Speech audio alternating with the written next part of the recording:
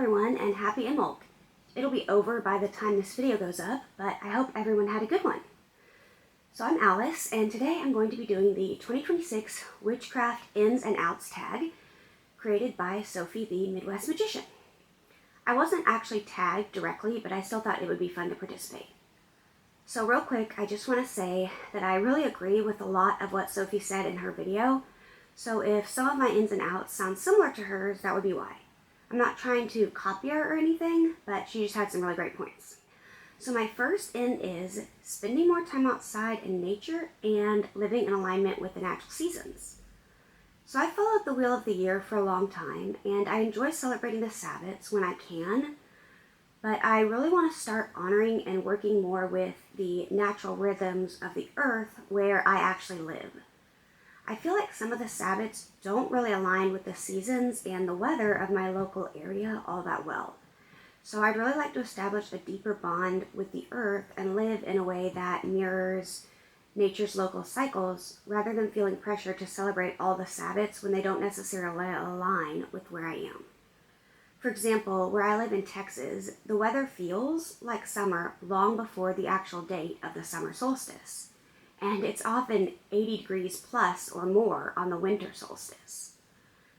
So I already spend a good amount of time outside working in my garden, but I would really like to ritualize my time outdoors more and spend intentional time just acknowledging and appreciating nature and the gifts of the earth. The earth is sacred, and I want to continue to treat it as such. I work with both Gaia and Cernunnos, and because they're both nature-related deities, I feel like spending time outdoors is a good way to connect with and to honor them. I know many more modern traditions are rooted in ancient festivals and ways of living as well, and by working with the natural cycles of where I live, I hope to better connect with my ancestors too. My first out is caring what others think of me and my practice. I feel like as humans, it's natural to care what others think of you to some extent, but when we care too much, it ends up being a detriment to our mental health.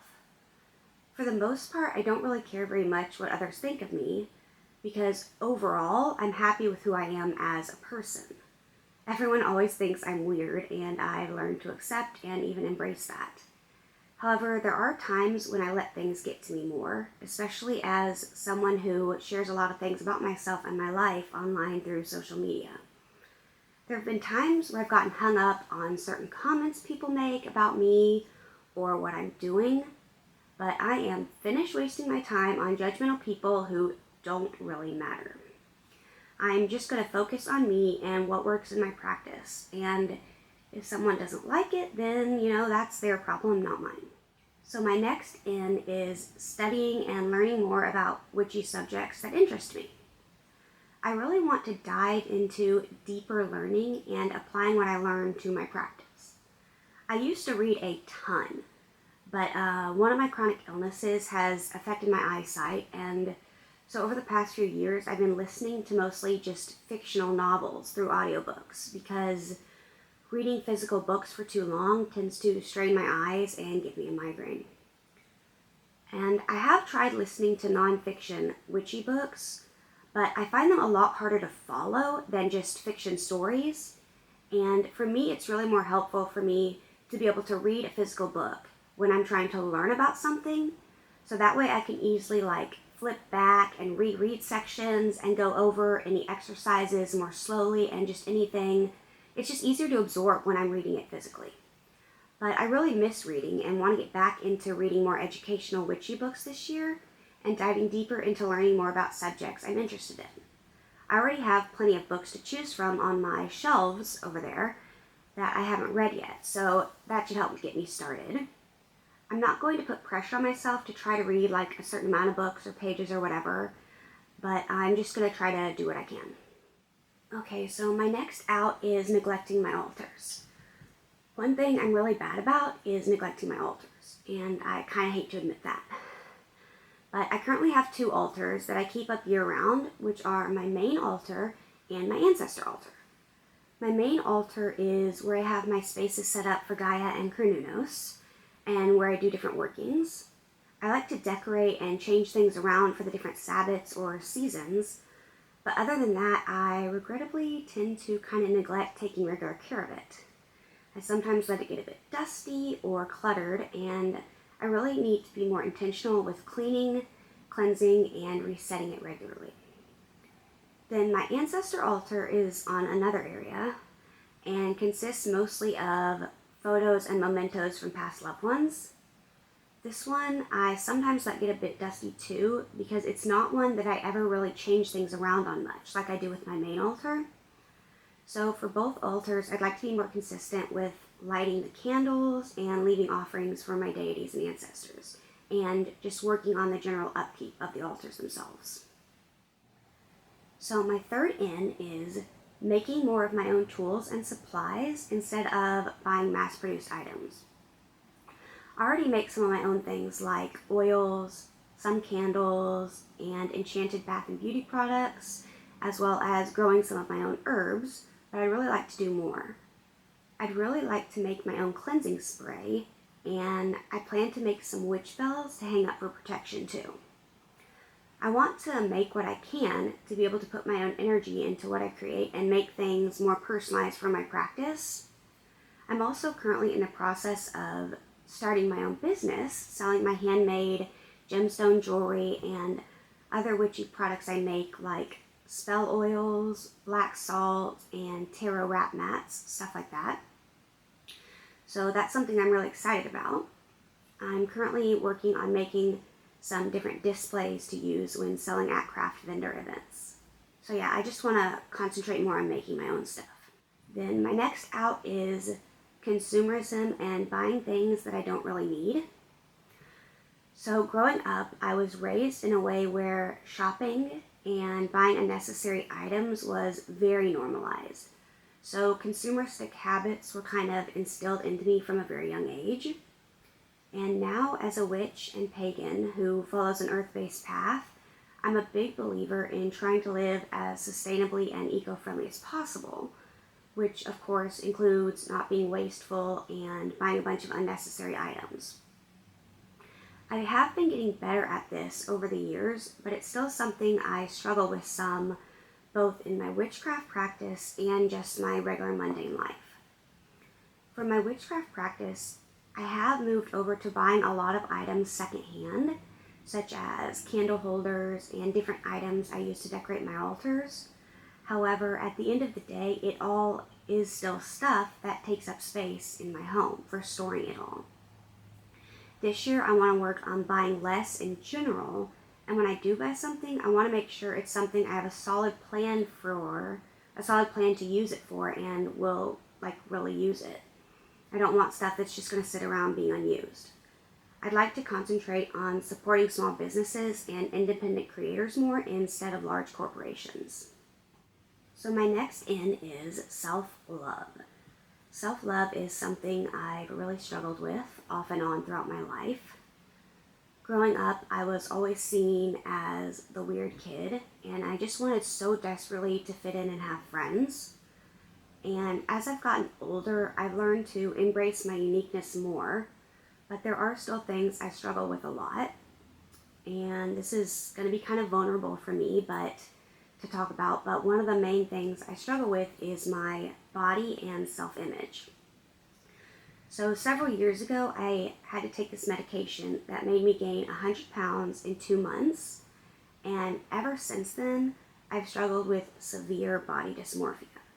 I feel like I'm basically stuck in a body that's not mine, and when I picture myself in my mind and see what I look like, and then I actually see myself in a mirror, the two things are not at all the same. It's completely different.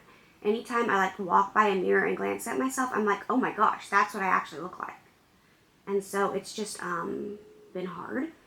And I've been working to lose weight, and I'm going to continue to do so, because not only am I unhappy with the way I look, but being so overweight has really put a big strain on my body as well. And this year I really want to work on progress, not perfection, and generally just developing greater self-love. While I may not ever love everything about myself, I think there's still plenty of positive things I can focus on. So my next out is comparing myself to others. I think especially in modern society, comparing ourselves to others seems to be almost inevitable, especially with social media being so common. I think in a lot of ways it really robs us of joy by creating feelings like of inadequacy and just general disappointment, because instead of focusing on gratitude for our own paths, we're switching to longing for what others have. Being on social media myself, I do end up comparing myself to others more, and when I find myself with those thoughts, it leaves me feeling like I'm not enough a lot of time. I feel like this is especially true as someone who is chronically ill, because there are times where I'd really like to be doing certain things I see others doing, such as like maybe Sabbath celebrations or get-togethers with others, etc., that kind of stuff. But I'm really just not able to do that. And so I think one thing we really have to remember is that social media is a curated highlight reel, and people generally only show the good stuff and what they want you to see. No one's posting like their most dramatic stuff. So this year I'm just done with all the comparisons and being envious of others. I will be focusing on gratitude instead of on what I can't do or don't have. I'm not going to waste energy anymore with comparisons that could instead be focused on my own personal growth, and will instead look to others for inspiration and appreciation. Okay, so going along with what I said earlier about reading and studying more, another in I have is working more in my spiritual journals.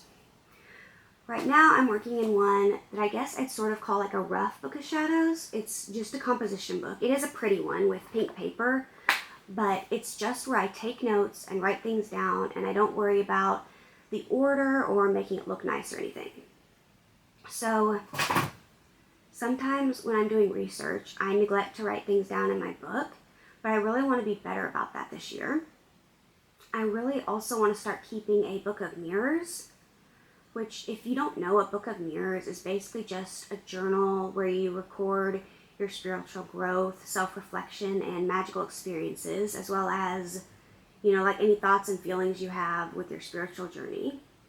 So anyway, I used to have one that I would write in semi-regularly, but I haven't done that in years, and I really want to start that back up again for a few reasons. First, I think by recording what I'm doing in my magical practice, it will help me keep track of things. I'll be able to see the results of my spells, to know what's working and what isn't, so I can refine my practice. And being able to look at what I did previously makes it easier if I want to repeat a spell or working I did before, so that I can do it exactly the same way, or know exactly what little things I want to change. And I also think it'll be nice to have to look back on in the future and see how my path has evolved over time. So one big out for me this year is AI. I totally agree with what Sophie said in her video about AI. I do think it can potentially be useful in certain situations, but I think people are already becoming too dependent on it instead of using their own brains. And it seems like a lot of people aren't even capable of critical thinking anymore, or even just like coming up with their own basic ideas. I also hate all the crappy AI art that is all over the place, and that real artists and others are losing jobs and income because people turn to the convenience of AI instead of hiring real people, which I do understand with like everyday people a little bit more. Like someone like me, like I don't have the funds to hire a real artist, so it would make a little bit more sense for me if I was to use AI to like come up with a picture or something to show somebody an idea of what I'm talking about. But what I don't, or I guess what I don't want to say I judge it more, but I guess sort of, what I don't like more is when like big companies are doing it. They're creating like AI models now, and it's like, okay, well, not only has a model just lost out on being hired, but so has so many other things.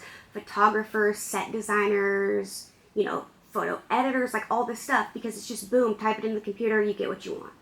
Personally, if I know someone is using AI in their business, I will choose not to spend my money with them, and I will not be using it in my small business.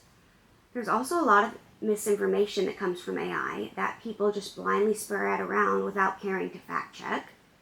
And then a huge downside that I see to AI is that it is massively wasteful because of its high energy and water consumption, as well as contributing to resource depletion from like manufacturing specialized hardware and causing detrimental environmental pollution such as to our water systems. Something really sad that I've noticed is that even when all that is explained to people, a lot of people just don't care about all the damage it's doing to people and the planet. And they seem to think like that if they only use it a little bit, it's fine, but the issue is that when everyone thinks that way, it all adds up that much faster. So really, there's just so much I dislike about AI in general, and I personally find it highly unethical. I'd much rather just use my own brain, think for myself, and create my own unique writings and art instead of relying on AI and destroying the planet in the process. My next N is working more closely with my deities and ancestors. This year, I really want to develop a closer relationship with my deities and start working more with my ancestors. Like I said before, the main deities I work with are Gaia and Cernunnos, and they each have a permanent spot on my main altar, but I feel like I'd really like to connect with them more and develop a deeper bond.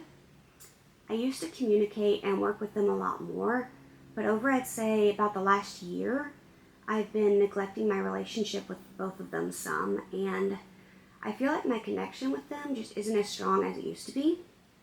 So, like I mentioned before, I'd like to start giving them offerings more regularly and just do more in general to honor them. And then I also have my ancestor altar, where I do have some candles that I light for them occasionally, but I'd really like to do more to honor them as well and involve them in my practice. I know I'd like to give them more regular offerings, but I really need to do more research and learn more about working with ancestors in general and different things I can do to connect with them and include them in my practice. I'm adopted, so I have ancestors from my adopted family, like people I've met, and obviously those I haven't, but then I also have ancestors from my birth family that are all people I've never really met. So that makes it even more confusing. If anyone has any good book recommendations about ancestor work, I would love it if you'd tell me about them in the comments. Okay, so my last out is doubting myself, my magical ability, and my practice. Even though I've been a witch for years, I sometimes still end up doubting myself and my magical abilities. I'm not the kind of person who turns to magic for every little thing, and I actually believe that we should do all we can in the mundane world first before turning to magic to try to solve our problems. So I do a lot of smaller things daily, like meditation, adding intentional energy into my food or drinks, taking cleansing showers, incorporating color magic, charming my beauty products or jewelry I wear, stuff like that. However, because I don't do like big spells or rituals all that often, sometimes when I want to do one, I find myself kind of questioning my own abilities and if I have the energy and power for it to be successful. I think part of this is from having a lack of energy in general. Thanks a lot, chronic illnesses, right? But also I think it's because I don't do bigger workings regularly. I sometimes feel sort of like out of practice. And also I can sometimes be not very disciplined about the follow-up work required after the initial spell itself.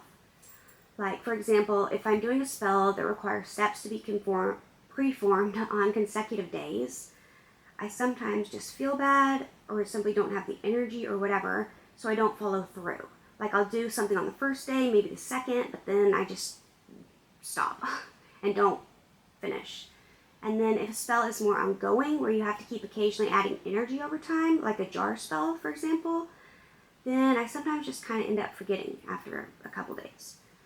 So in the past, when this sort of thing happened, I would really beat myself up and think, oh no, I've ruined the spell, which of course, just in thinking that, it would be a self-fulfilling prophecy, and then the spell wouldn't end up working. So even though I've been practicing a long time and have had plenty of successful workings, I feel like I'm now finally at the point in my practice where I'm really honing in on what type of magic and spells work best for me and which kind just don't. For example, I know that the more complicated ceremonial type magic just isn't really my style, and I prefer a more laid-back, intuition-based approach.